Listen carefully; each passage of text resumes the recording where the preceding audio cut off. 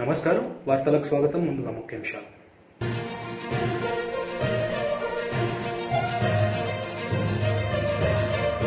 కర్ణాటకలో కాంగ్రెస్ గెలుపుపై హర్షం వ్యక్తం చేస్తున్న రేవంత్ రెడ్డి, తెలంగాణలో కూడా అధికారం కాంగ్రెస్ దే అని ధీమా వ్యక్తం.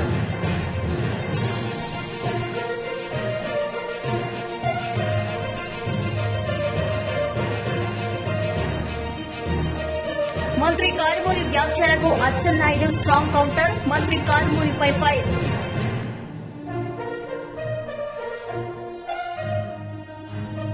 రాష్ట్రంలో హిందూ సంఘటిత శక్తిని చాటేందుకు కరీంనగర్లో 1,00,000 మందితో హిందూ ఏక్తా యాత్ర నిర్వహించినట్లు భాజపా రాష్ట్ర అధ్యక్షుడు బండి సంజయ్ ప్రకటించారు. హిందూ ఏక్తా యాత్ర ద్వారా 14వ తారీఖు నాడు సాయంత్రం 4 గంటలకు వైశ్యబంధు నుంచి నిర్వహించినటువంటి హిందూ ఏక్తా యాత్రలో తెలంగాణ రాష్ట్ర వ్యాప్తంగా కార్యకర్తలు, హిందూవాదులంతా కూడా, ముఖ్యంగా యువకులందరూ కూడా, హిందూ ధర్మం గురించి ఆలోచించే యువకులు, హిందూ సమాజం అంతా కూడా వాళ్ళ ఈ నెల 14వ తారీఖు నాడు జరిగే హిందూ ఏకయాత్రలో పాల్గొంటున్నారు. పాల్గొనాల్సింది కూడా విజ్ఞప్తి చేస్తున్నాం. దీని ద్వారా ఒక సంకేతం, హిందూ సమాజం సంఘటితంగా ఉంది, హిందూ సమాజం యొక్క సంఘటిత శక్తిని ప్రదర్శించడానికి, హిందువులో ఐక్యత ఉందని ప్రదర్శించడానికి, హిందువుల జోలికొస్తే హిందువులను కించపరిచే ప్రయత్నం చేస్తే ఈ విధంగా మా ఐక్యతను ప్రదర్శిస్తామని చెప్పి ఒక సంకేతం ఇవ్వడానికి ఈ హిందూ ఏకతా యాత్ర నిర్వహిస్తా ఉన్నాం. మరి తెలంగాణ రాష్ట్రంలో ఉన్నటువంటి యువత, హిందువులందరూ కూడా పెద్ద సంఖ్యలో పాల్గొనాల్సిందిగా విజ్ఞప్తి చేస్తున్నాం. దానికి సంబంధించి ఏర్పాట్లన్నీ కూడా పూర్తవుతున్నాయి. ఈ హిందూ ఏకతా యాత్రకు అస్సాం ముఖ్యమంత్రి అయినటువంటి శ్రీ హేమంత్ బిశ్వ శర్మ గారు, అదేవిధంగా జాతీయ ప్రధాన కార్యదర్శి తెలంగాణ రాష్ట్ర ఇన్ఛార్జ్ అయినటువంటి తరుణ్ చుగ్ గారు, దాంతోపాటు కేరళ స్టోరీ సినిమా డైరెక్టర్ గారు, ప్రొడ్యూసర్ గారు ఫోన్ చేశారు, మేము తెలంగాణకు రావాలనుకుంటున్నాం, హిందూ ఏకతా యాత్రలో పాల్గొనాలని చెప్పి అనుకుంటున్నాం అని చెప్పి వారు కూడా రిక్వెస్ట్ చేయడం జరిగింది. వాళ్ళని కూడా తప్పకుండా రమ్మని చెప్పినాం. కేరళ స్టోరీ ఒక మంచి స్ఫూర్తిదాయకమైన సందేశం ఇచ్చే స్టోరీ కాబట్టి తప్పకుండా రమ్మని చెప్పినాం. బట్ వీళ్ళందరూ నాయకులు అందరూ వస్తారు కాబట్టి ఈ హిందూ ఏకతా యాత్రను పూర్తి స్థాయిలో విజయవంతం చేయడానికి ప్రతి ఒక్కరు కష్టపడి పనిచేస్తూ ఉన్నారు. ఇప్పుడు అందరూ స్వచ్ఛందంగా తరలి రావాల్సిందిగా ఈ సందర్భంగా విజ్ఞప్తి చేస్తున్నాం. ఈ కుహనా లౌకికవాదులకు, మైనార్టీ సంతుష్టికరణ విధానం అవలంబించినటువంటి ఈ వ్యక్తులకు, పార్టీలకు గుణపాఠం చెప్పాలంటే హిందూ శక్తిని చాటాలి. రాజకీయాలకు అతీతంగా నిర్వహించినటువంటి హిందూ ఏకతా యాత్ర వేలాదిగా తరలి రావాల్సిందిగా విజ్ఞప్తి చేస్తూ 1,00,000 మంది టార్గెట్ పెట్టుకున్నాం. పెద్ద ఎత్తున తరలి వచ్చే అవకాశాలు ఉన్నాయి. అన్ని ఏర్పాట్లు కూడా ముందుకు సాగుతూ ఉన్నాయి. దాంతోపాటు మన జగిత్యాలలో జరిగిన సంఘటన నిజంగా సభ్య సమాజం తలదించుకునే విధంగా ప్రభుత్వం వ్యవహరించిన తీరు వల్ల జగిత్యాల ఎస్ఐ గారు అనిల్ యాదవ్ గారి యొక్క శ్రీమతి గారు వాళ్ళ ఇంటికి పోయి తిరిగి ఆర్టీసీ బస్సులో 2 పసిపిల్లలతో బస్సులో ప్రయాణిస్తున్న సందర్భంలో చేతిలో ఉన్న పసిపాప పాల కోసం ఆకలితో ఏడిస్తే పక్కకున్నటువంటి బుర్కా వేసుకున్న మహిళ రిక్వెస్ట్ చేసింది. ఆమె చిన్న పసిపాప ఏడుస్తున్నది, కొంచెం ప్లేస్ ఇవ్వండి, పాప పాలు ఇవ్వాలని చెప్తే కనీసం మానవత్వం లేకుండా ఆ మహిళ మీద ఇష్టానుసారంగా మాట్లాడము, బస్సులో అందరూ కూడా నిలువరించే ప్రయత్నం చేస్తే కూడా ఆ 2 మహిళలో ఒక్క మహిళను కనీసము సీటు ఇవ్వకపోవడమే కాకుండా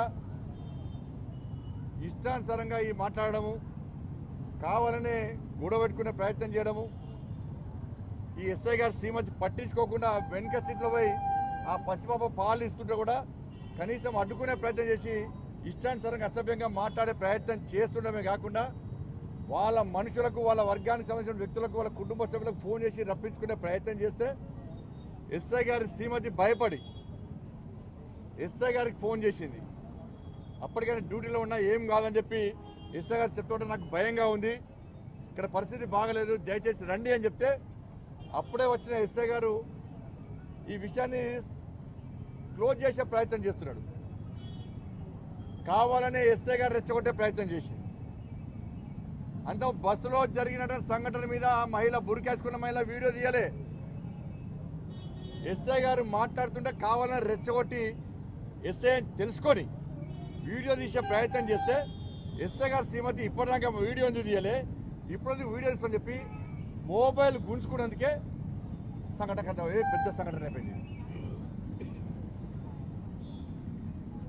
ఏమీ మాట్లాడకుండా, జరిగినటువంటి విషయం తెలుసుకోకుండా, విచారణ జరపకుండా ఎంఐఎం పార్టీ నాయకులు వచ్చి హైదరాబాద్ నుంచి ఎంఐఎం పార్టీ నాయకులు ఫోన్ చేస్తే, ప్రెషర్ తీసుకొస్తే, ఒత్తిడి తీసుకొస్తే వాళ్ళ అమాయకుడైనటువంటి ఎస్ఐ అనిల్ యాదవ్ గారిని సస్పెండ్ చేయడం ఎంతవరకు కరెక్టో రాష్ట్ర ప్రభుత్వం చెప్పాలి, బీఆర్ఎస్ పార్టీ నాయకులు చెప్పాలి. ఇలా ఒక ఎస్ఐగా ఉండి వాళ్ళ భార్య ఆర్టీసీ బస్సులో ప్రయాణిస్తుందంటేనే ఎస్ఐ యొక్క నిజాయితీని ప్రభుత్వం అర్థం చేసుకోవాలి, సమాజం అర్థం చేసుకోవాలి. ఎస్ఐ భార్య అండి, ఎస్ఐ గారి భార్య ఆర్టీసీ బస్సులో ఎండాకాలం 2 పసి పిల్లలతో ప్రయాణం చేస్తున్నది. పసిపాపకు ఆకలేస్తే పాలిస్తా అని చెప్పి రిక్వెస్ట్ చేసింది. ఎస్ఐ గారు దాడి చేసిరని సస్పెండ్ చేశారు. ఎస్ఐ గారు దాడి చేసిన వీడియోస్ ఉన్నాయి ఏమన్నా? మానవత్వంతో ఆలోచించాలి. ఏం కేసు పెట్టారు? ఎస్ఐ గారు సస్పెండ్ చేశారు. వాళ్ళ భార్య మీద ఇంకో కానిస్టేబుల్ న్యూసెన్స్ కేసు అట, బస్సు ఆపి గొడవ వేసారట. బా, ప్రభుత్వం ఎంత స్పందించిందా నిజంగా. ఓల్డ్ సిటీలో కరెంటు బిల్లు కొడితే ప్రభుత్వం స్పందించేది. చాలన్ల కోసము పోలీసులు నడితే పోలీసులు దాడులు చేస్తే ప్రభుత్వం స్పందించేది. ఉగ్రవాదులు టెర్రరిస్టులు స్థావరాలు పోయి చెక్ చేస్తే దాడులు చేస్తే పోలీసులు ప్రభుత్వం పట్టించుకోదు. నేను ఇప్పటివరకు దీని గురించి మాట్లాడలే. దీన్ని మతం కోణంతో మేము చూడలే. మొన్న జరిగిన సంఘటన ఇది మతాలకు సంబంధించిన సమస్య కాదని చెప్పి నేను మాట్లాడలే ఇప్పటివరకు కూడా. కానీ ఏం చేశారు? కర్ణాటకలో కాంగ్రెస్ గెలుపుపై హర్షం వ్యక్తం చేశారు పిసిసి చీఫ్ రేవంత్ రెడ్డి. ఈ సందర్భంగా ఆయన మీడియాతో మాట్లాడారు. ఫలితాలు దేశ స్థాయిలో ఒక తుఫాను లాగా, ఒక సునామీ లాగా ఈ దేశ రాజకీయాలలో పెను మార్పులు తీసుకురాబోతున్నాయి. కాబట్టి ఇప్పటికైనా మర్యాద పురుషోత్తముడు శ్రీరామచంద్రుడిని అడ్డం పెట్టుకొని ఈ దేశంలో రాజకీయాలలో విస్తరించాలని ప్రయత్నం చేసిన భారతీయ జనతా పార్టీ ఇక శ్రీరామచంద్రుడి వల్ల ప్రయోజనం లేదు అని చెప్పి శ్రీరామచంద్రుడిని వదిలేసి బజరంగ బలి పేరు మీద రాజకీయ ప్రయోజనం పొందాలని చూసిండ్రు. శ్రీరామచంద్రుడిని అవమానించిన భారతీయ జనతా పార్టీని బజరంగ బలి ఆశీర్వదించాడు. ఈరోజు బజరంగ బలి బీజేపీ యొక్క మతతత్వ రాజకీయాలను తిరస్కరించి ఈ దేశం యొక్క సంక్షేమం కోసం, అభివృద్ది కోసం, సమైక్యత కోసం ఈరోజు బజరంగ బలి తీర్పు ఇవ్వబోతున్నాడు. కాబట్టి ఇప్పటికైనా బీజేపీ నాయకులు మతాన్ని అడ్డం పెట్టుకుని రాజకీయ ప్రయోజనం పొందాలన్న ఆలోచన నుంచి బయటకు వచ్చి ఈ దేశం యొక్క అభివృద్దిని, సంక్షేమాన్ని ఏ రకంగా ముందుకు తీసుకెళ్తారో ప్రజలు వివరించాల్సిన బాధ్యత ఉన్నది. అదేవిధంగా నరేంద్ర మోడీ గారు పూర్తి స్థాయిలో కర్ణాటకలో రాజకీయ ప్రయోజనాల కోసం ప్రయత్నం చేసిండు. బీజేపీని ఓడించడం ద్వారా నరేంద్ర మోడీని తిరస్కరించారు. జేడీఎస్ ను తిరస్కరించడం ద్వారా కేసీఆర్ ను ఓడించిండ్రు. కర్ణాటక ఎన్నికల ఫలితాలలో నరేంద్ర మోడీ, కేసీఆర్ గారు ఇద్దరు అక్కడి ప్రజల్ని తిరస్కరించిండ్రు. ఇవాళ కాంగ్రెస్ పార్టీని గెలిపించడం ద్వారా, అస్థిరత రాజకీయాల ద్వారా, భంగ అసెంబ్లీ ద్వారా తన మనుగడ సాధించాలనుకున్న కేసీఆర్ ను ఇవాళ కర్ణాటక ప్రజలు తిరస్కరించారు. అదేవిధంగా విద్వేషపూరితమైన రాజకీయాలను మోడీని తిరస్కరించారు. సుస్థిర పరిపాలనను, దేశం యొక్క సంక్షేమం కోసం ఈరోజు కర్ణాటక ప్రజలు కాంగ్రెస్ కు అనుకూలంగా తీర్పిచ్చారు. ఈ తీర్పును కాంగ్రెస్ పార్టీ తెలంగాణ శాఖ సాదరంగా ఆహ్వానిస్తుంది. ఇదే ఫలితాలు దేశవ్యాప్తంగా రాబోతున్నాయి. తెలంగాణ మీద ప్రభావం ఉంటుందా? కర్ణాటక ఎన్నికల ప్రభావం ఖచ్చితంగా మేము మొదటి నుంచి చెప్తూనే ఉన్నాం. దక్షిణ భారతదేశంలో భారతీయ జనతా పార్టీకి స్థానం లేదు. ఆ తీర్పు ఇవ్వడం ద్వారా మోడీని తిరస్కరించడం ద్వారా కర్ణాటక ప్రజలు తీర్పిచ్చారు. దాంతో కేరళలో కానీ, తమిళనాడులో కానీ, ఆంధ్రప్రదేశ్లో కానీ, కర్ణాటకలో కానీ, తెలంగాణలో కానీ, దక్షిణ భారతదేశంలో మోడీని, బీజేపీని ప్రజలు స్పష్టంగా తిరస్కరించారు. రెండవది, జేడీఎస్ ద్వారా అన్ని అసెంబ్లీ తీసుకొచ్చి అస్థిర రాజకీయాలను సృష్టించి తమ అధికారాన్ని సుస్థిరం చేసుకోవాలని కేసీఆర్ ఏదైతే ప్రయత్నం చేసిందో ఆ ప్రయత్నాన్ని కూడా తిప్పికొట్టిండ్రు. కాబట్టి ఇప్పుడు స్పష్టంగా కాంగ్రెస్ తో కూడుకున్న ప్రభుత్వమే తమిళనాడులో వచ్చింది. స్వయంగా కాంగ్రెస్ ప్రభుత్వమే కర్ణాటకలో వస్తుంది. రేపు తెలంగాణలో కూడా సుస్థిరమైన కాంగ్రెస్ ప్రభుత్వాన్ని ఏర్పాటు చేయబోతున్నాము. విభజించు పాలించు విధానానికి, అస్థిర రాజకీయాలకు శాశ్వతంగా కాంగ్రెస్ చరమగీతం పాడబోతుంది. ఈ ఫలితాలు రాహుల్ గాంధీ గారి యొక్క భారత్ జోడో యాత్ర వల్ల వచ్చిన ఫలితాలు భవిష్యత్తులో ఇంకా వేగంగా ఈ ఫలితాలు ముందుకు వెళ్ళబోతున్నాయి.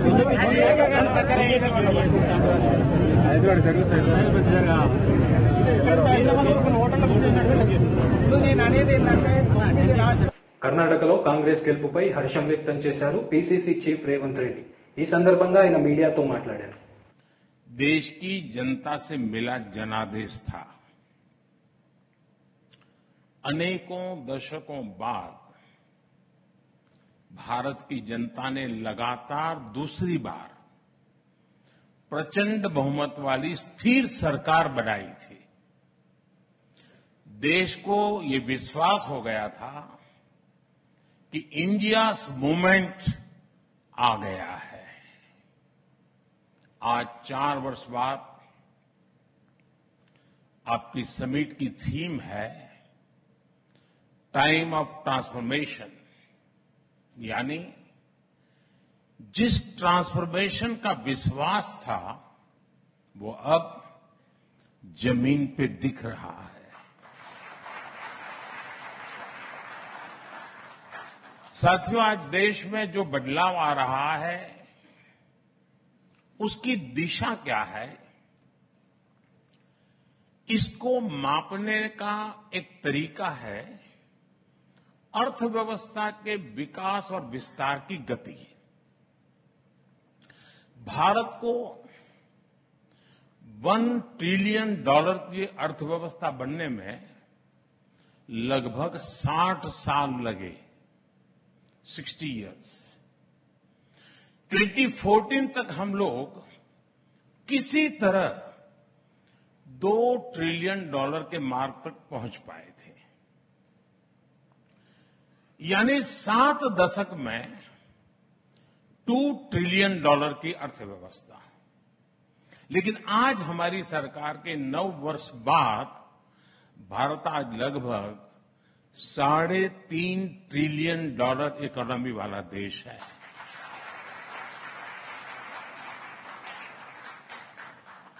बीते 9 वर्षों में हमने 10वें नंबर की अर्थव्यवस्था से 5वें नंबर तक की लंबी छलांग लगाई,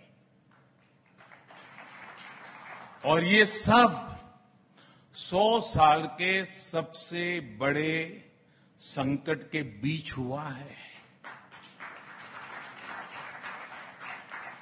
जिस दौर में दुनिया की बड़ी बड़ी अर्थव्यवस्थाएं फंसी हुई थी, उस दौर में भारत संकट से बाहर भी निकला और तेज गति से आगे भी बढ़ रहा है।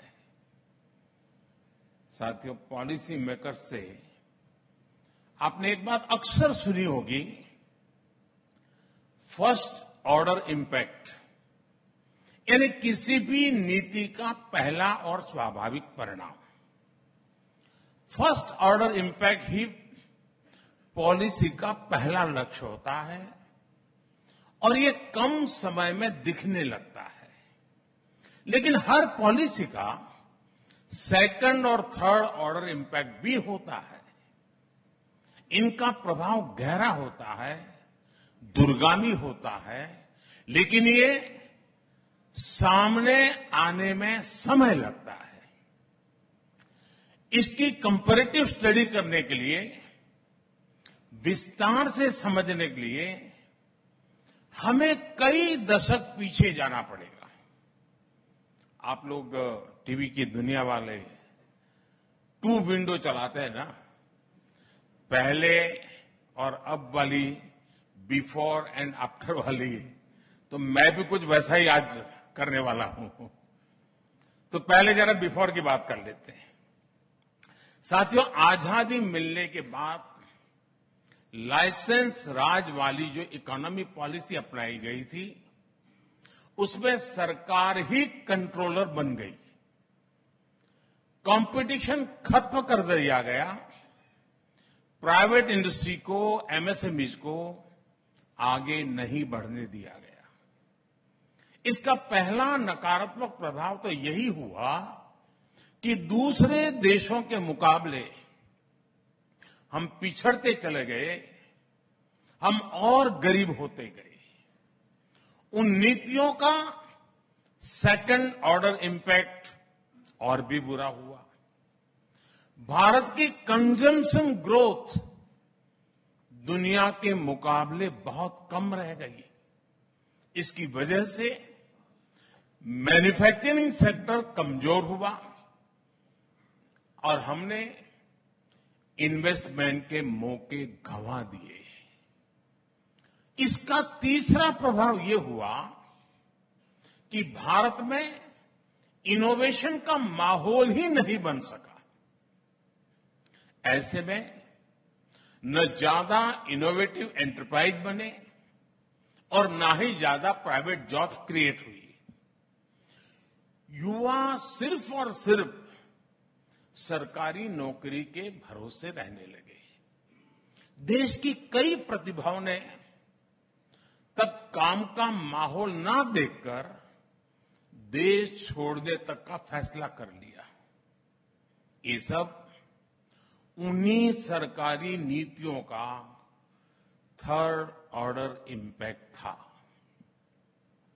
उन नीतियों के इंपैक्ट ने देश के इनोवेशन, हार्डवर्क और एंटरप्राइज की क्षमता को कुचल दिया। साथियों, अब जो मैं बताने जा रहा हूं वो जानकर रिपब्लिक टीवी के दर्शकों को भी जरूर अच्छा लगेगा। 2014 के बाद हमारी सरकार ने जो भी पॉलिसी बनाई उसमें न केवल इनिशियल बेनिफिट्स का ध्यान रखा गया, बल्कि सेकंड और थर्ड ऑर्डर इफेक्ट को भी प्राथमिकता दी गई। आपको याद होगा 2019 में इसी रिपब्लिक समिट में मैंने कहा था कि पीएम आवास योजना के तहत हमने 5 साल में పెట్టుబడులకు తెలంగాణ అత్యంత ఆకర్షణీయ గమ్యస్థానమని మంత్రి కేటీఆర్ అన్నారు. లండన్లోని భారత హైకమిషనర్ విక్రమ్ కే దూరైస్వామి ఆధ్వర్యంలో నిర్వహించిన ఇన్వెస్ట్మెంట్ రౌండ్ టేబుల్ సమావేశంలో మంత్రి కేటీఆర్ ప్రసంగించారు.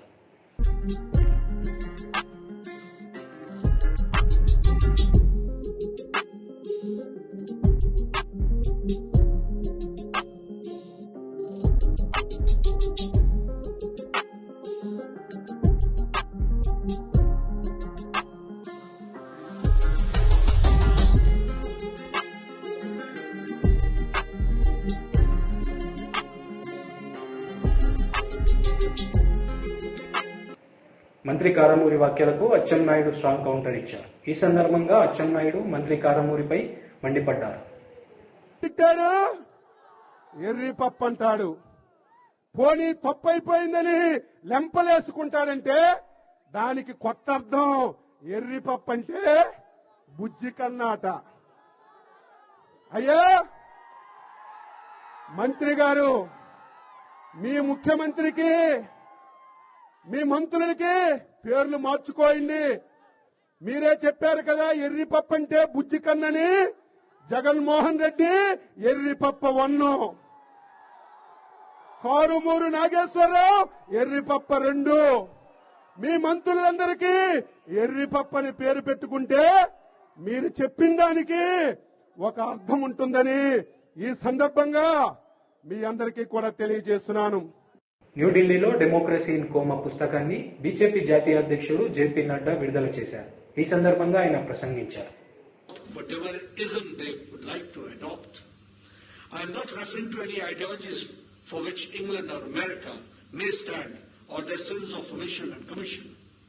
But there are certain fundamental and basic ideologies for which India has stood and even stands today. We stand for freedom, we stand for freedom of expression, we stand for freedom of thought, we stand for freedom of religion, and our constitution is based on sound principles of democracy. This is spoke on in 1950 on 6th December in Parliament.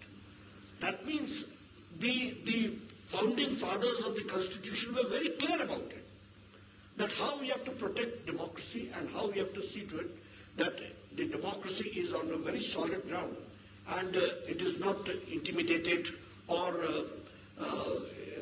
taken for a ride or something of that sort. But yes, he again says that India will not therefore and cannot accept the principles attached to totalitarian and dictatorship. So we have rejected this totalitarian society, dictatorship society. इसको हम लोगों ने reject कर दिया और democracy के sound ground पर constitution के आधार पर हम लोगों ने खड़ा करने का प्रयास किया है. लेकिन जो घटनाएं घटती हैं वो घटनाएं अपने आप में बहुत ही चिंताजनक है and it is really painful and I feel that it is a very serious issue which needs, and we need that the society in general should be enlightened about it and should take this issue among the people. That is what I feel.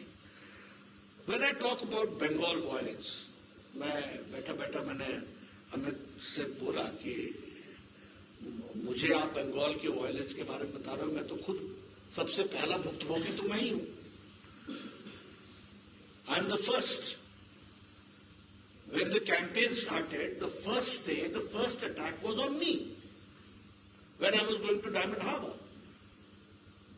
और देखिए, मतलब आपसे मैं share करना चाहूंगा कि किस cold blooded तरीके से ये एक्टिविटी होती है. Everybody knows about my security also. I was well secured. Right hand side में बसें लगा दी जाती हैं लाइन से, so that no vehicle can overtake. मेरे सामने एक बस लगा दी जाती है, उसको स्लो किया जाता है, उसके पीछे मेरी गाड़ी होती है और इसके बीच में मेरी सिक्योरिटी की गाड़ी, वो उसको बस वाला आगे पहले निकलने देता है, फिर बीच में घुसाता है, so that they can also not come and protect me. And close range से फिर मेरे पर अटैक होता है. Had there not been a bulletproof vehicle, which they did not anticipate actually, और मेरे सिवाय सारी गाड़ियां तोड़ी जाती हैं, सभी इंजर्ड होते हैं, तो मैं तो इसका भुक्तभोगी हूं. मैंने तो देखा. And if this can happen with me, what is the common man's plight. मैंने उस दिन यही तो पूछा ममता जी से कि अगर यह स्थिति आप और आपके पूज्य भतीजे मेरे साथ करते हैं तो आप कॉमन मैन के साथ कैसे बिहेव करते होंगे. इसका ये एग्जाम्पल तो मुझे बताने की कोई जरूरत नहीं है. रिजल्ट्स आने के शाम को ही हमारे ऑफिसेस जलने लग गए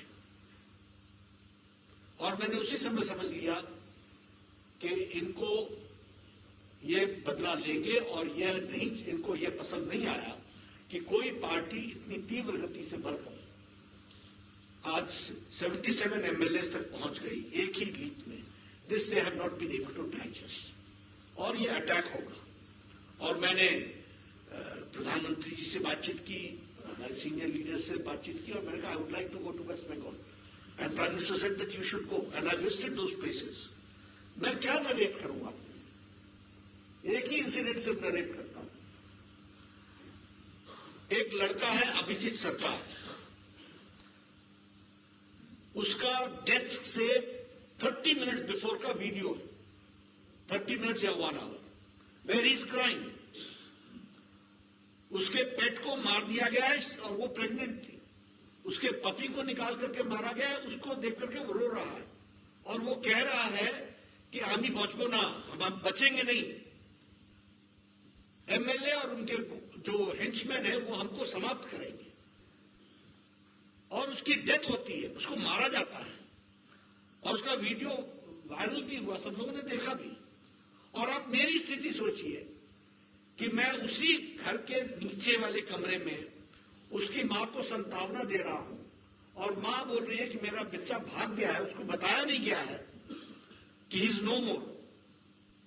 एक भाई पहले भाग गया है और वो बोल रहा है मेरे बच्चे को ढूंढ के लाओ, मेरे बच्चे को ढूंढ के लाओ, जहां भी है वो ठीक होना चाहिए वगैरह वगैरह। आप सोचिए उस शाम हमने कैसे गुजारी, क्या स्थिति हुई है, किस तरीके से ये घटनाएं घटी है।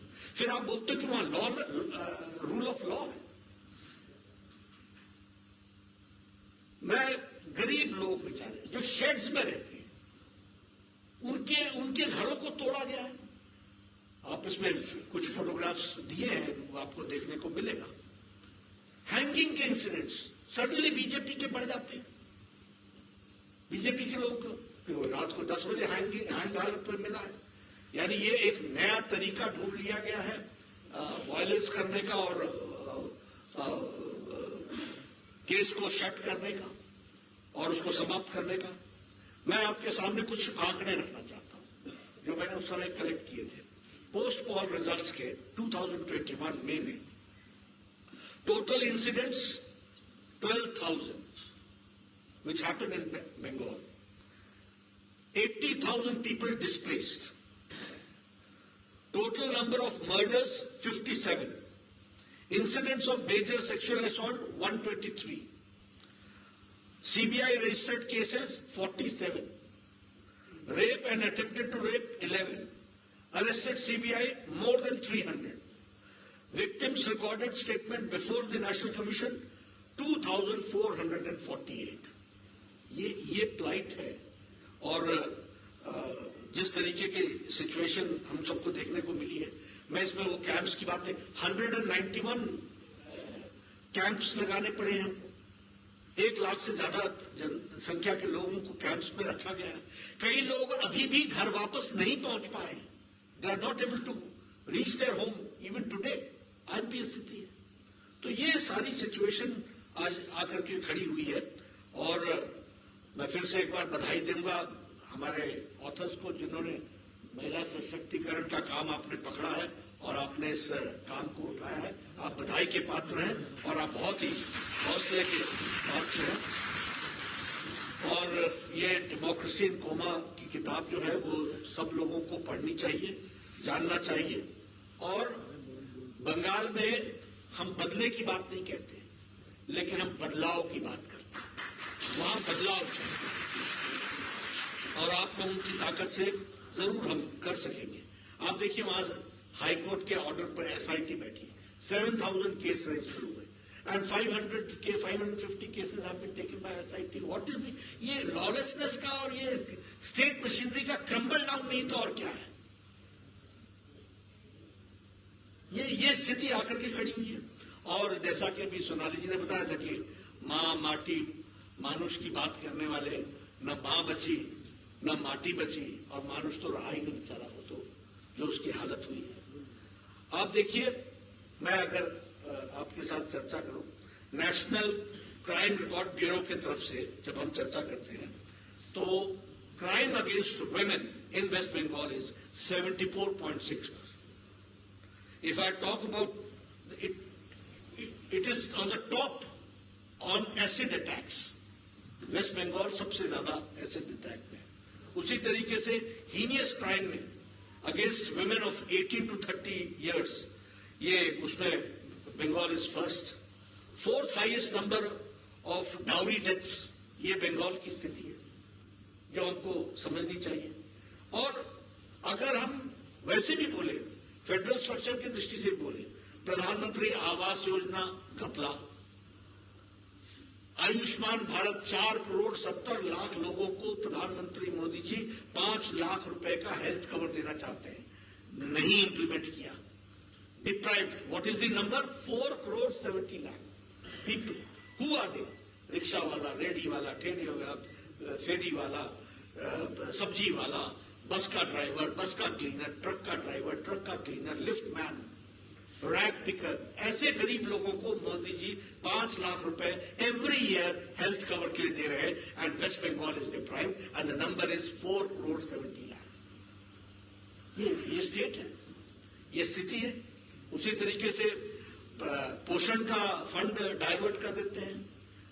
मनरेगा का फेक जॉब कार्ड्स के तहत एक बहुत बड़ा स्कैम होता है और गवर्नमेंट ऑफ इंडिया को यूटिलाइजेशन सर्टिफिकेट नहीं दिया जाता है. फिर ममता जी ये भी चिल्लाती है कि हमारे साथ अन्याय हो रहा है.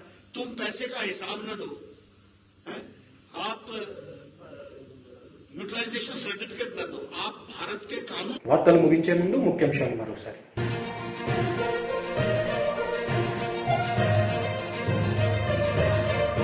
కర్ణాటకలో కాంగ్రెస్ గెలుపుపై హర్షం వ్యక్తం చేస్తున్న రేవంత్ రెడ్డి, తెలంగాణలో కూడా అధికారం కాంగ్రెస్ దే అని ధీమా వ్యక్తం.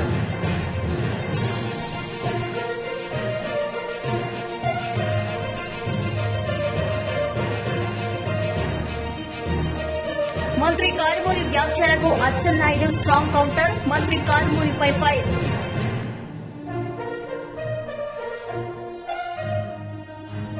ఈ వార్తలు ఇంతటితో సమాప్తం.